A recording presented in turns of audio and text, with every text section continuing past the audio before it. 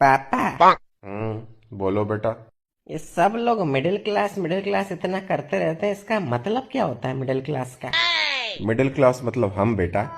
हाँ नहीं, वो तो पता है कि हम मिडिल क्लास हैं, पर इसका मतलब क्या एग्जैक्टली? हम मिडिल क्लास कैसे हैं? विस्तार में बताता हूँ चलो तुमको। देखो बेटा, एक बार एक गांव होता है जिस गांव में तीन लोग रहते हैं। एक का नाम होता है गरीब, एक का नाम होता है मिडिल क्लास, एक का नाम होता है अमीर। अब गांव में सभी लोगों को सुविधा मिल सके, इसके लिए यह तय होता है कि सभी लोगों को टैक्स देना पड़ेगा, महीने का 100 रुपए। गरीब इतना कमाता नहीं है तो वो टैक्स भर नहीं सकता। अमीर के पास अपने जुगाड़ है तो वो कुछ ना कुछ करके अपना टैक्स बचा लेता है। अब बचा मिडिल क्लास जिसको पूरा टैक्स भरना पड़ता है। फिर तो मिडिल क्लास को पूरी सुविधा मिलती होंगी ना पापा, क्योंकि वो पूरा टैक्स भर रहा है। नहीं बेटा, सुविधा मिलती है गरीब को क्योंकि वो गरीब है, और अमीर को क्योंकि उसके पास ताकत है। तो हमें क्या मिलता है पापा?